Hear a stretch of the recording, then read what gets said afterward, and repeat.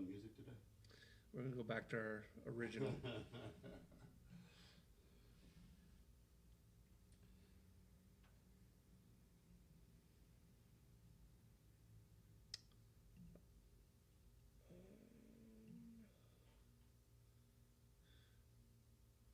All right, Talon, make sure you unmute us, and I'm ready when you are.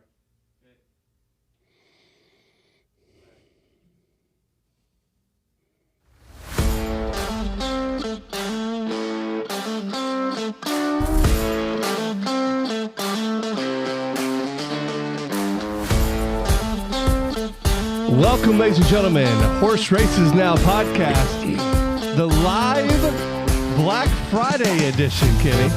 Teague shot down my fun music today. I like fun music. I'm going to come up with new songs every time we start this thing. I mean, we got to have something that fits the show, right? Yeah, well, what we run into there, though, Kenny.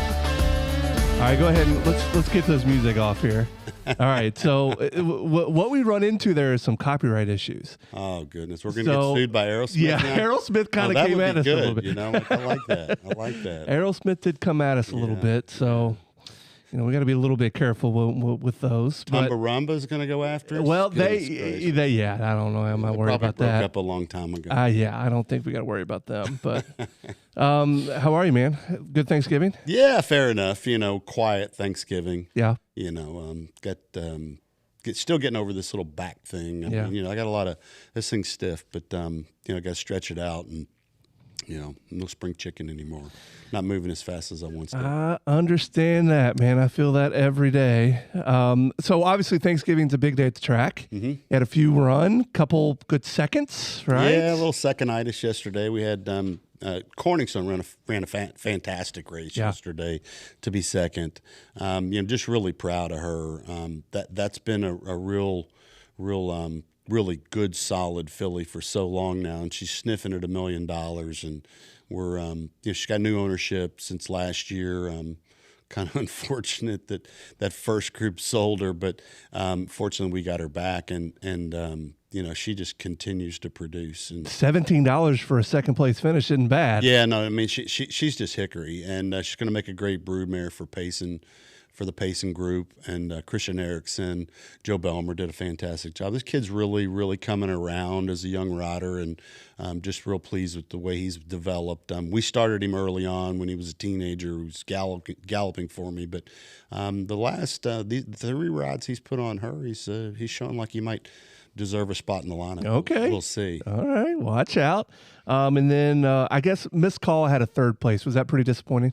Very disappointing. Yeah, that's what I figured. In the sense that she went off heavily favored and got mugged leaving there.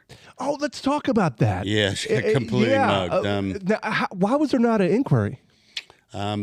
Typically the stewards in Kentucky don't do much about the start of the race, but it was the 5 that hit her, and then the 8 actually pushed into the 7, and the 8 finished behind her as well, and you really can't do anything about that. If the 7 had been the horse that initiated the bump, and she came back without a shoe, and I thought that was like almost a sure W for us. But, that's nature horse racing. It happens like that. And we just have to regroup. And unfortunately, that spot that she was in won't come back for her very easily. It's going to be hard to find. Yeah. But we'll take our time and figure it out. Yeah, I'm going to say I lost some money on that one. I wasn't real happy there wasn't an inquiry on that. But the other one that you gave us was Freedom. Sleeping on Freedom. That one won pretty easy. Very good horse. Yeah, came flying. Very good horse.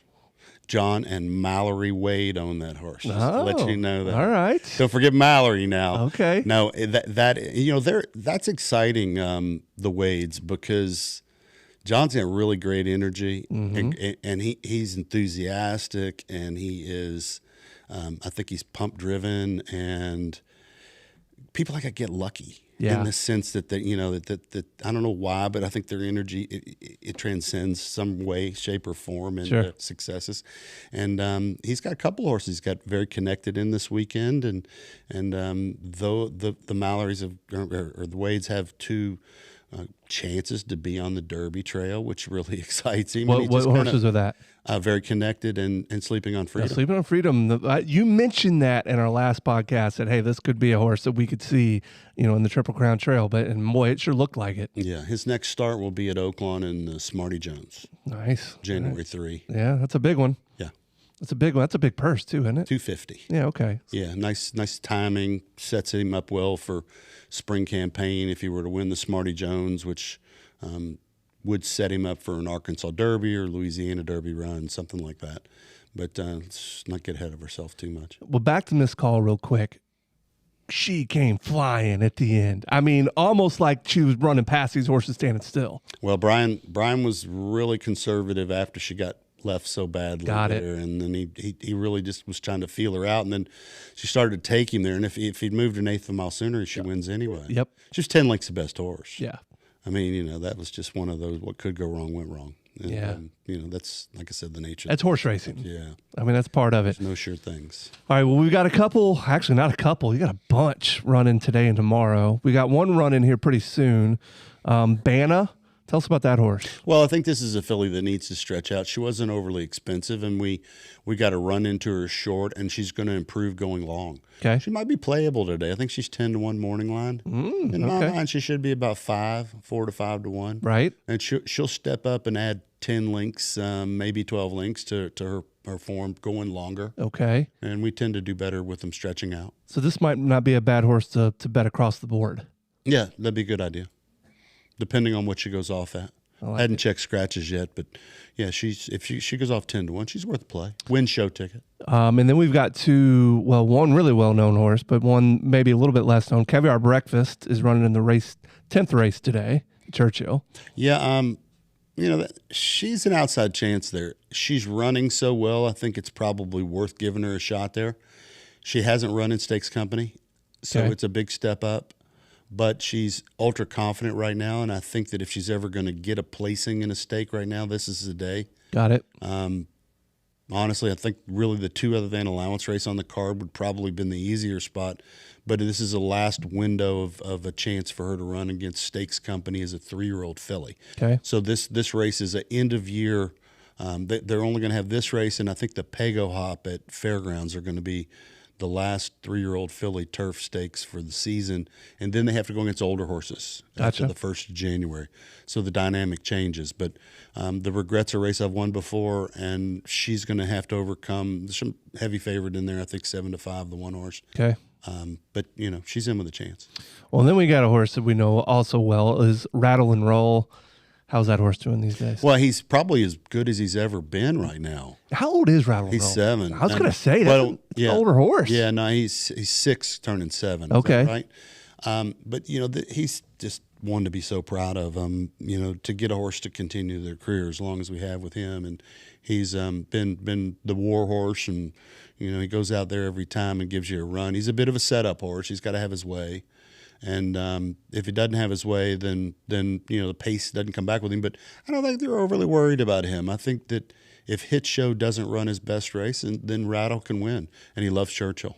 Oh, yeah. Absolutely loves Churchill. And today's a good day. I mean, it should be a fast track today, right?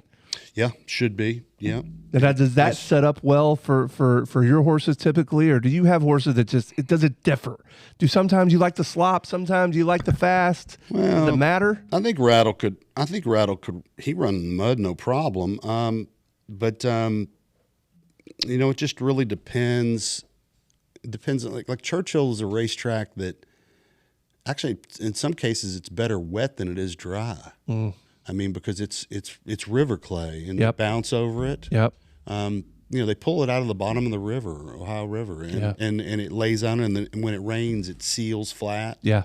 And it's actually, I think, safer wet than it is dry. Interesting. Yeah.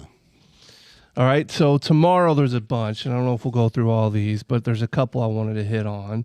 All About You. That's one that we've talked about, I think, once or twice. The last race was a little disappointing, but she's been a check getter. Okay. And I like her 2 turns, and I really like Brian on her. Brian's back now. How's Brian done since he's been back? Well, he's only won a couple of races. They were both for us, but or at least to my knowledge. And then, he's doing fine. I think he had a little stiff week last week, and he had some time. He took back and took some time. But we'll get through this weekend, and then I think he gets a chance to take a couple of weeks off after that. You don't see any hesitance, do you?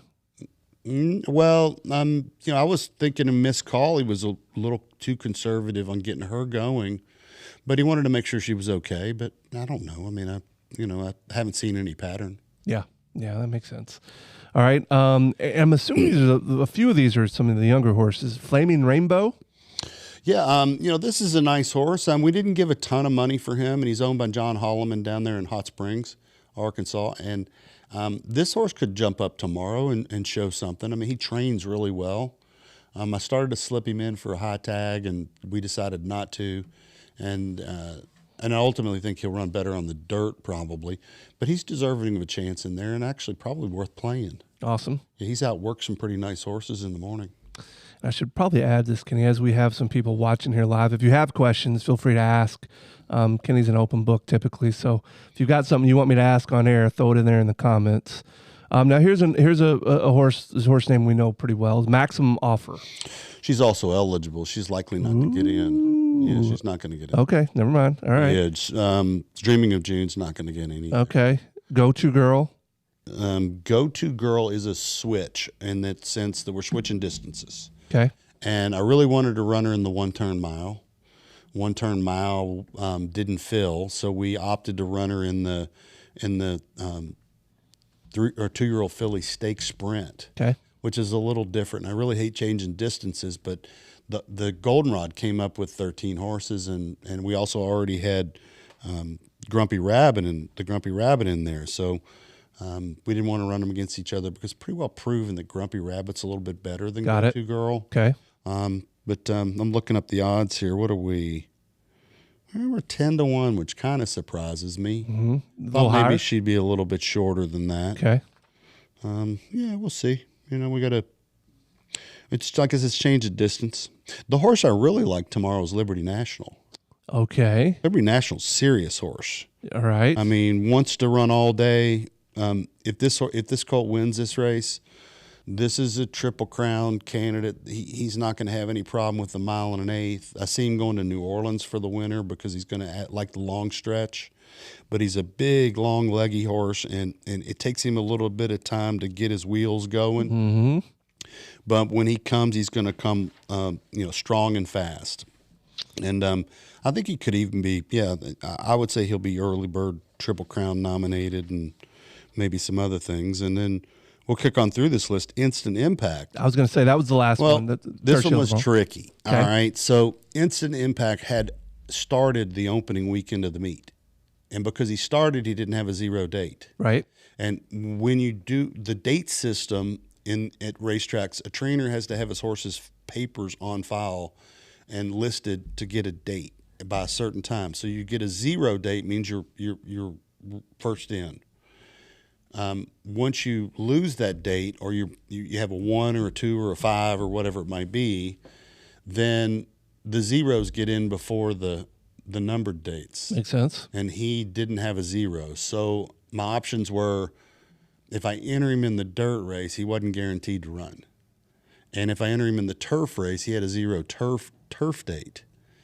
And so some of this is a little bit complicated for those that have never heard any of this. I've never talked about this of the date system. Nope, at all. Yeah, well, trainers' responsibility is to get our papers on early so we have 0 dates, and that way we get preference. Okay. And then once a wave of horses runs, then their date shifts to the date that they raced. And then the horses that didn't get in that still have the zeros get in before they do. So that way there's this cycling of everybody moving. Yeah, and so everybody gets a chance to run.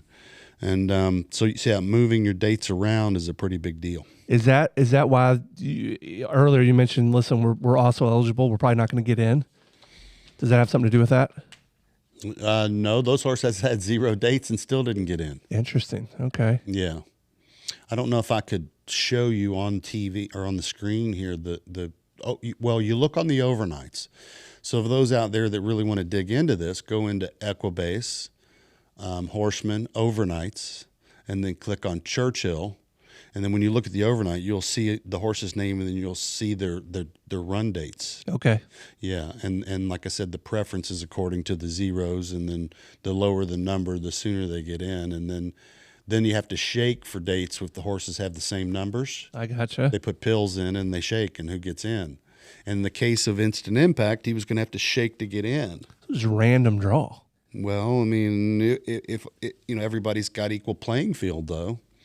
And so with a zero turf date, I said, well, we're going to find out if he's a grass horse, because otherwise he might not run at all. Okay. And I'd rather run him and learn something than and I've got a horse here locked and loaded and ready.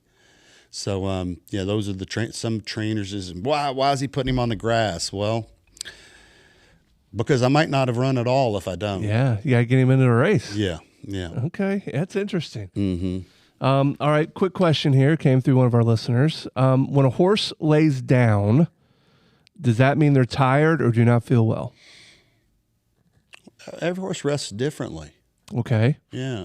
Do some horse rest? I guess some horse sleeping Sure. up, right? Sure. Horses have what they call check ligaments that when they stand up, they can sleep and their knees lock. Okay. Yeah, but a lot of young horses lay down and they'll eat and then lay. So you're not concerned if you see a horse laying down quite a bit? No, not at all. No, I mean, for that matter, a good 2-year-old will eat, sleep, rest, and because they're growing a lot, I think that's good. Mm-hmm. Yeah, all right, makes smart sense. horse lays down. How does the horse get to run with the duck foot? Whatever that means. I saw this at this year's BC. He was a European horse, I believe. A duck foot. Duck foot. You mean club foot or box foot? It says duck foot. Maybe they mean box foot. Well, a club foot and a club foot and a box foot are the same thing, just different terms. Europeans call them box-footed horses. The Mr. Prospector line creates where the heels are contracted. Okay. And they're actually better dirt horses because they get into the dirt better. Whereas turf horses tend to be more flat-footed and thinner-soled and wider heels. Okay. And wider altogether.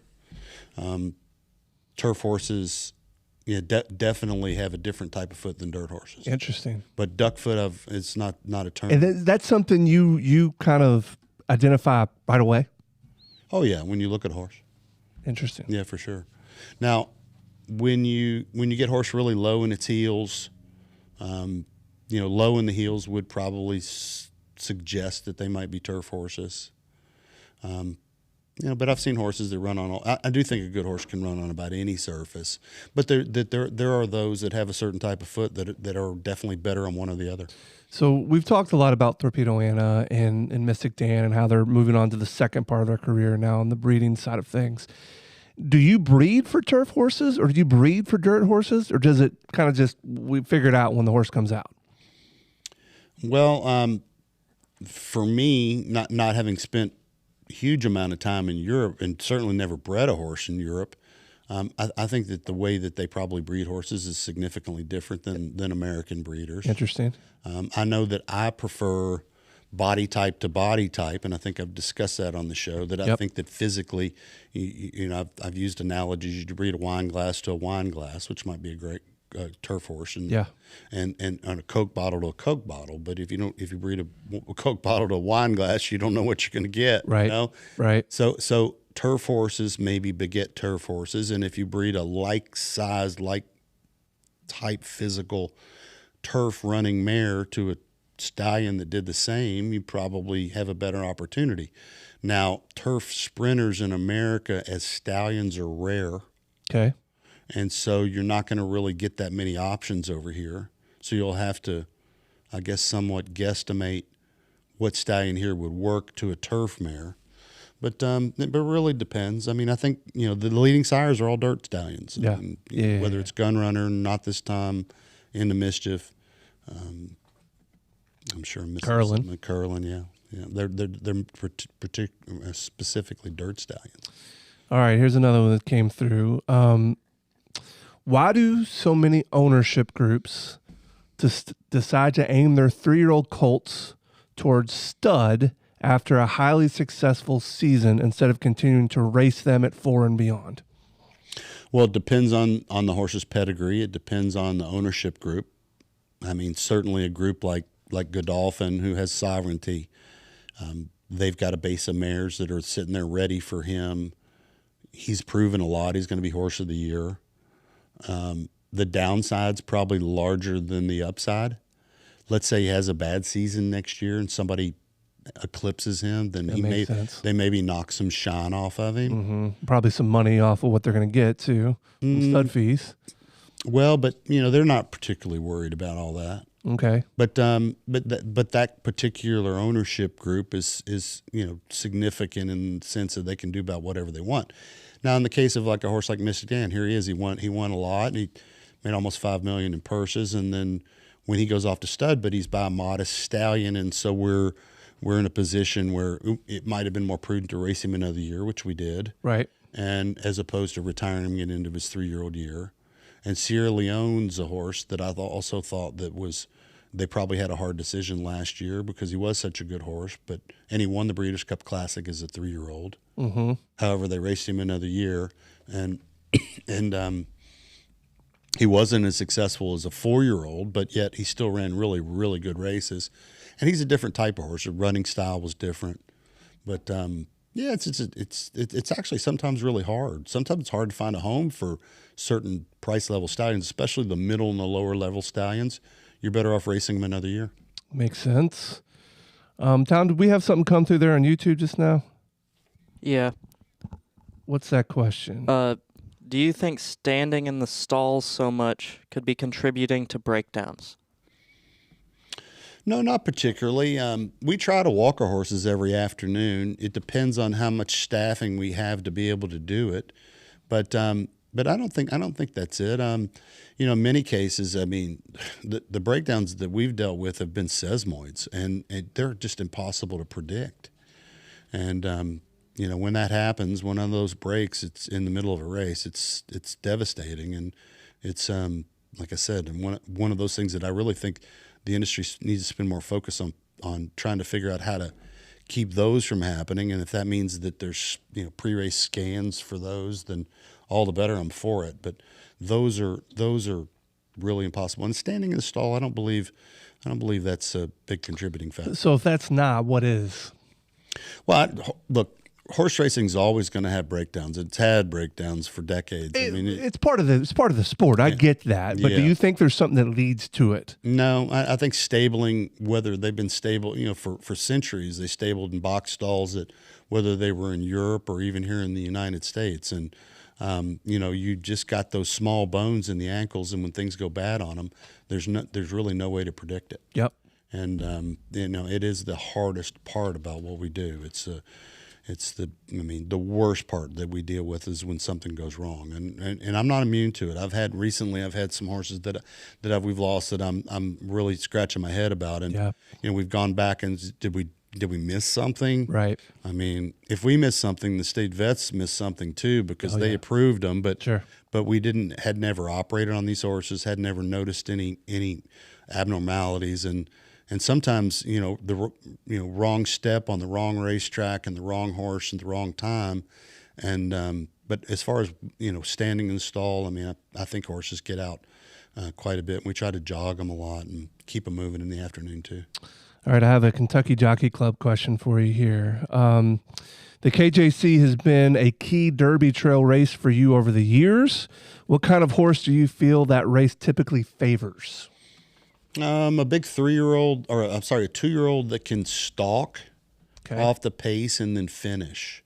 I mean, it is a great prep to lead you into the spring, and I've always been fond of the race. And we got a small field tomorrow, 7 horses. Universe is, I think, 3rd choice, but very connected, longer price, but. No, it's a great race. I mean, like I said, a horse. I've had one year we had a 14-horse field, and we won it with a horse named Signal Man. Okay. Yeah, and he was a really solid horse himself. Now, do you treat that race as kind of a must win for the Derby Trail? No, not at all. I Okay. mean, no. It's actually just a really good test. There's getting education on what your horse can do. It's a really good test. I mean, the race tomorrow, both of my horses are still A other than allowance horses, and I would love to run them in an A other than allowance race, but the race hadn't been written and it hadn't filled, and so I don't even have an option. Got it. I mean, I actually one or both of them should probably be in an A other than allowance race. Got it. But if the option's not on the table and the horse is doing well, then you go. But it's that race is a really great test for a 2-year-old at Churchill, and obviously you get the knowledge whether your horse likes Churchill Downs or not. Yep. Down, we get another one on YouTube. Yeah. Did you meet Sherry at the track? Do you pick her horses out for her? How about that? There's a good one. Sherry and I have known each other since 1995, and I know I didn't meet her at the track. She actually came to a Derby party with her first husband. That was a celebration of Tahana Run, my first Derby runner in second. Right. But that was Okay. well before we ever started dating or got married. But a lot of those horses, they all run in Sherry's name, and that's McPeek Racing, and for me, it makes her get the fingerprints. So she's got to get her fingerprints. There you go. Now, but so Kenny, she does a lot in the industry, though. I mean, she's got her own thing going on in a lot of different ways, right? Yeah, she's big into retirement programs. Yeah. She works with Race for Aftercare, and she's very passionate about all that. And she's my best owner, right? Well, amen. Now, do you ever pick out horses for her? Does she bet? She likes to bet a lot. For that Okay. matter, I got to All right. slow her down on all that. But I do all the picking of the horses, and we usually put groups together. And we typically don't own 100% of most of the horses. We run those usually when I have equity in a purchase, or I've kept a little extra shares in horses. Or, typically they're 10 or 20%, but they run Magdalena Racing in Sherry's name, and that's just to honor her. All right. So, Kenny, when you have multiple promising 2-year-olds, which I know you have a stable full right now, how do you decide who goes onto the Derby Trail, the Triple Crown Trail? Well, you try to figure out which horse is going to like which racetrack, and then it's a matter of, like, for example, Mystic Dame went through Oaklawn because the ownership group was from Arkansas. And then this winter, I see some horses that are going to probably focus more on Louisiana. Okay. But at the same time, we've got Universe, which is Sherilyn Gassaway, and Blackout Time, who's also Lance Gassaway. And those horses will probably be pointed towards Oaklawn because those races are definitely a priority to them. Okay. But however, it just depends. If the timing's better to run in Arkansas, Lance had a horse with Brad Cox years back that won the Louisiana Derby, Mystic Bayou. And so that's just the way the timing fell. And so it really depends. And early in my career, I used to go through strictly Gulfstream. I mean, Gulfstream, I won the Holy Bull. I haven't won the Fountain of Youth, which is a race I always was fond of. But I won a Florida Derby with Harlan's Holiday. And there's a chance we'll have some horses down there racing for some of those 3-year-old prize money this winter too. But probably the base of the best horses will be in Louisiana, and we'll let the horses take us wherever they need to go. Gotcha. Here's an Eclipse Award question here, Kenny. This is interesting. Obviously, you've had some recent success there with Torpedo Anna. If you could redesign the Eclipse Awards voting system, what would you change? Oh, goodness. I don't think there's anything wrong with the Eclipse Award voting. I think that the Hall of Fame voting is the one that's messed up right now. Mm-hmm. I think they're addressing that. But the Eclipse Awards, I think, has mostly been fair, and I think it's an open book on all that. And I think that the problem with the Hall of Fame is that there are people that are on the Hall of Fame voting committees or lists that don't even vote. Mm-hmm. I mean, so if you're not going to vote, then you should lose your vote. But I don't think there's anything, and I honestly haven't analyzed it, but I think what little I know about it, I think it's fair. All right, so here's another one. Obviously, you were on to Sovereignty pretty quick last year, and you're pretty bullish that hey, this was a men among boys. Has a horse caught your eye that maybe is not in your stable? Is there anybody that's caught your eye this year? Oh, I can't tell that yet. Okay, all right, we're gonna hold that. There's been a few that I've seen, but I really like to see the preps over the winter, and typically I participate in quite a few of them, or if I'm not participating, I'm eyeballing them. We'll see. Give you a little more time. But Sovereignty was just such an easy one, and of course we watched him win the Street Sense last year, and so the Street Sense he won as a maiden. That's how confident they were and how good he was. Yep. And Bill Mott running a horse as a maiden and a stake is unheard of typically because he's very conservative. But that horse I thought, and he trained like a beast all spring. And, yeah. So anyway, but keep my eye out. We'll see. Maybe I've got another one. Hopefully, I actually got 4 or 5 that I'm got a chance, right? Pretty good about. I mean, right now, really have 4. Blackout Time is a super superior horse. We've got to get his world sorted. Really nothing really wrong with him in my opinion, but we're giving him time. How much longer? We'll put him back in training after the first of the year, but you really got his X-ray's clean and golly. But we're dealing with the powers. Yep.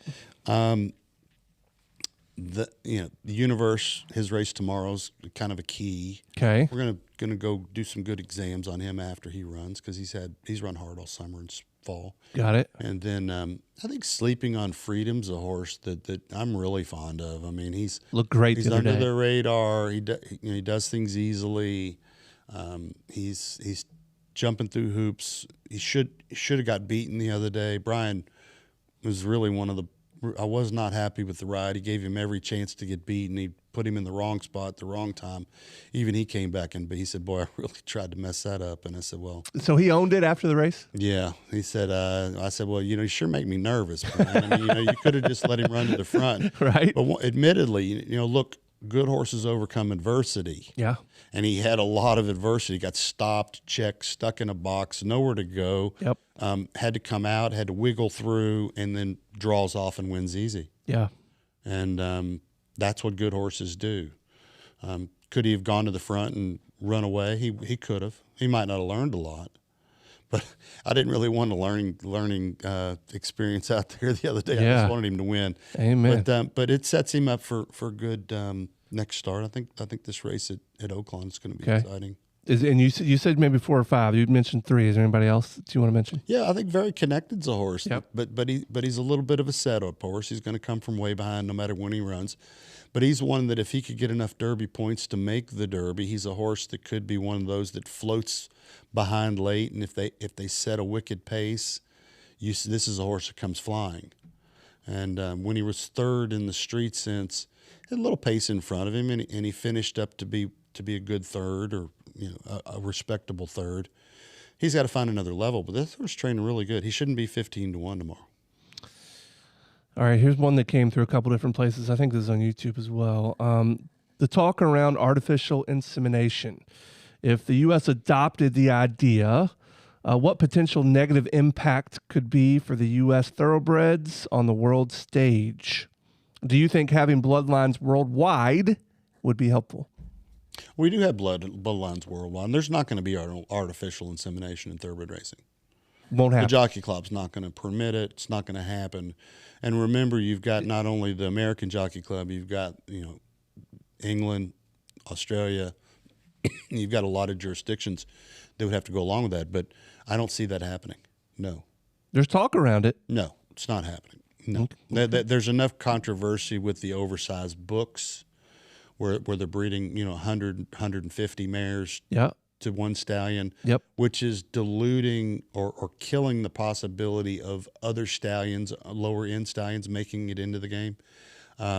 That's already a problem, but I don't see artificial insemination happening at all. No way. Tal, anything else on YouTube? One just came through. How's Grumpy Rabbit progressing and her chances in the goldenrod with the outside post? I don't like the outside draw at all. How come? Yeah, it's just it's hard to overcome out there. I've dealt with this years back with Daddy's Little Darling Drew outside and a couple of really important races out there. I'm hoping. I think there's already a scratch in there, which is starting going to pull her inside. I'd love to see 2 or 3 scratch, and like I said, the allowance race that day didn't fill, and because the allowance race didn't fill, some of those fillies would have been in that allowance race. Why didn't it fill? That seems weird. Didn't have enough entries to draw.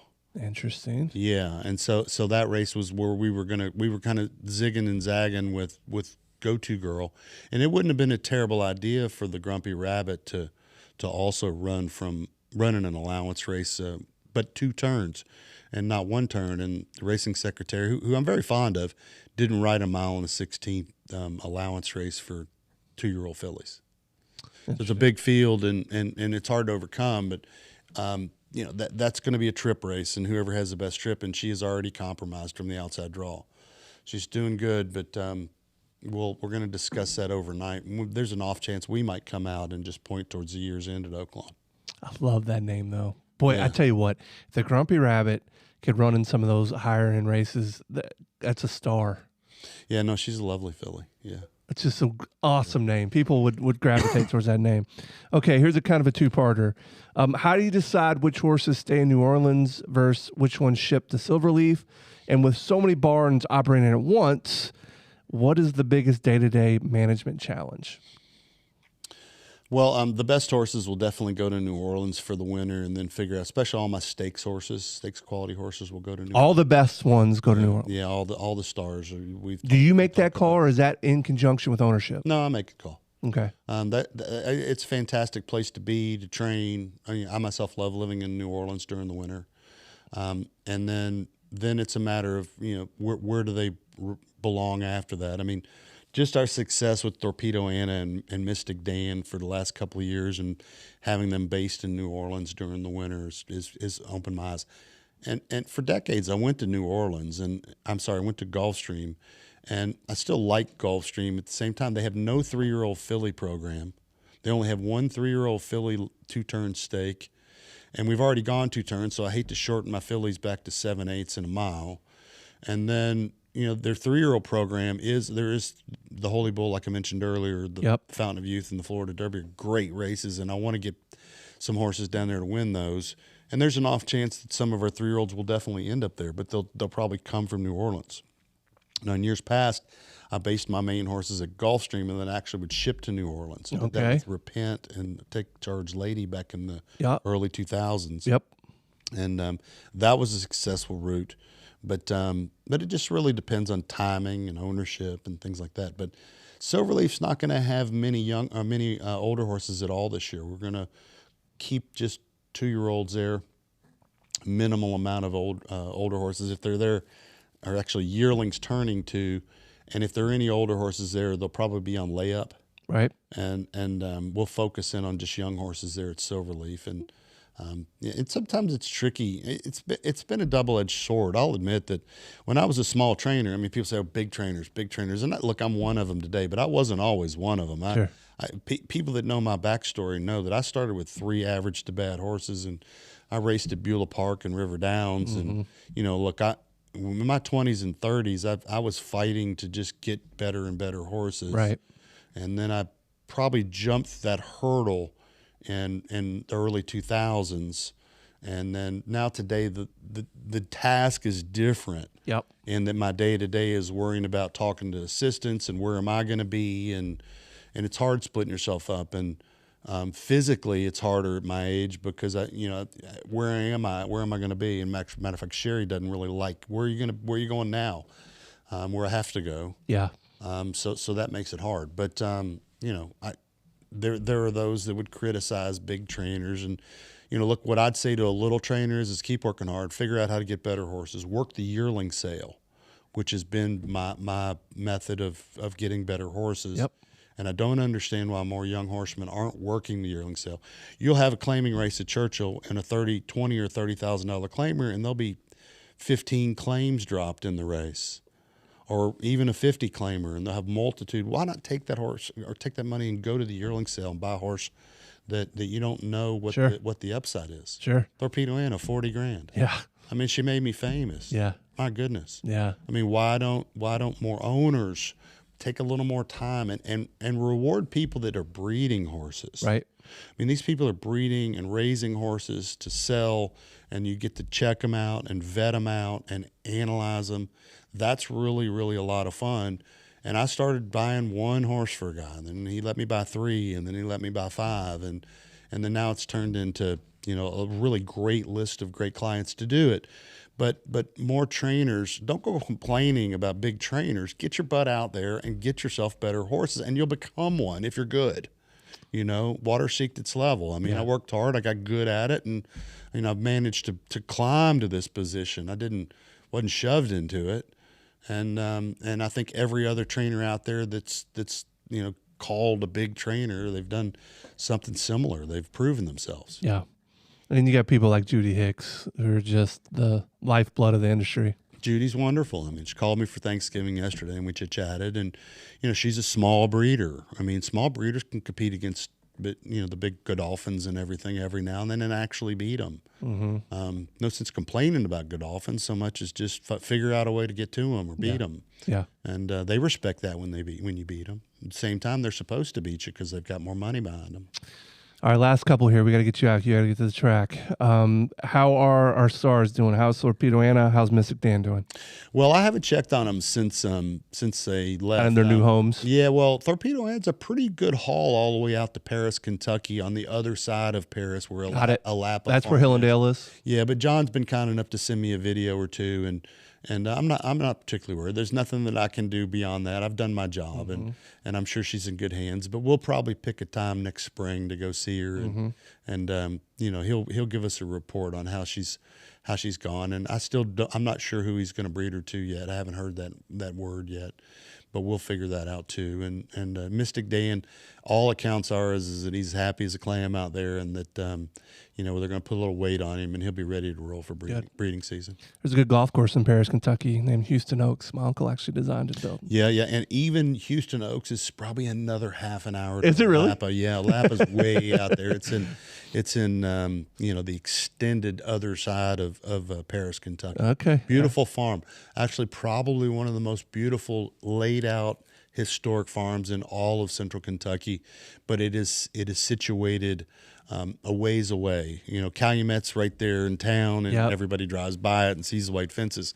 Alapa is probably more beautiful by many lengths. What about like Ashford Stud and Coolmore? Because you see that as you're going through Versailles. Yeah. Stone Street, man, there's some beautiful farms in there. Ashford's got a stallion barn there that's probably one of the most beautiful stone-built barns I've ever laid eyes on. I always admired the stonework on that building, their stallion barn.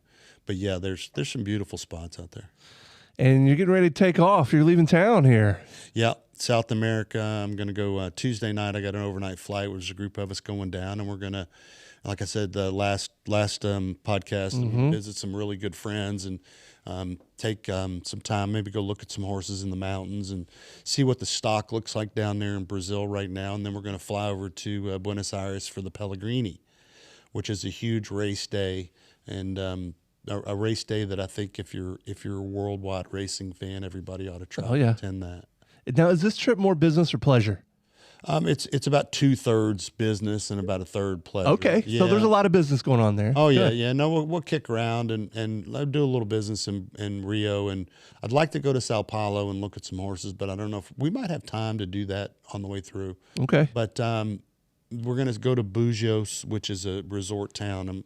I think there's 5 guys going. Love it. And most of them are good golfers. Okay. I'm probably going to be a good cart rider. Yeah, with chip and putt a little bit. My back surgery. Okay. But I maybe I'll drive the cart and collect the beer. There you go. That sounds like a good idea. Yeah, but beautiful town. Like I said, Búzios is, somebody ought to Google it.